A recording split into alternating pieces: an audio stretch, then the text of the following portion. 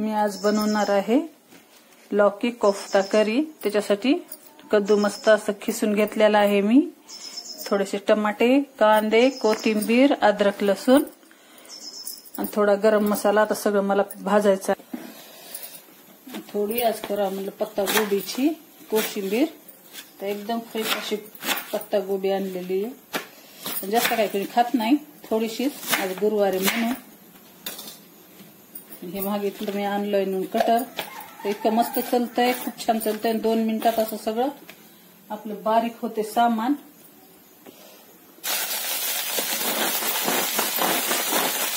Fry झालेले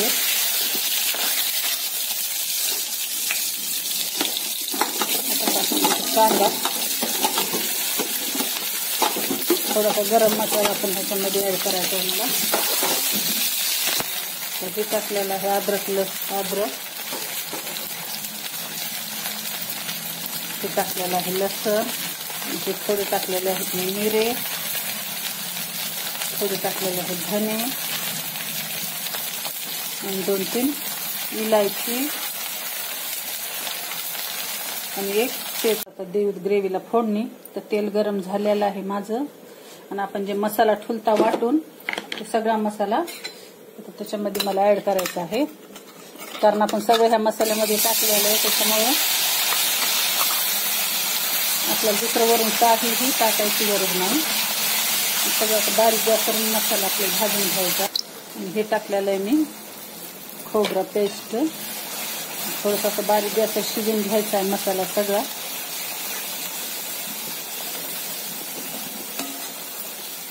म्हणलं ते एकदम त्याचं सगळं तेल सुटतंय मसाल्याचं, जे आपण मसाल्यामध्ये ऍड केले होते त्याचं, अशा प्रकारे। आणि आता हे टाकणार आहे लाल तिखट सोडलेलं आहे। आता आपण थोडंसं पाणी त्याच्यामध्ये ऍड,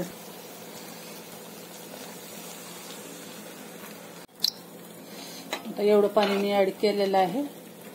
आता मस्त आपली ग्रेव्ही चांगली आपल्याला उकळून घ्यायची आहे बारीक गॅसवर, की ज्याचं मसाल्याचं पूर्ण तेल असं वर येईल त्याची तरी। स्वादानुसार टाकलेलं आहे मीठ।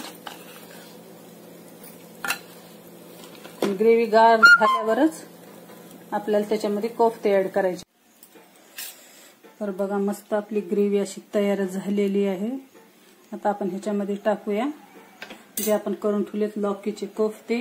आणि ही आहे पत्ता गोबी कोशिंबीर। तर बघा असे टाकलेले आहेत मी कोफ्ते।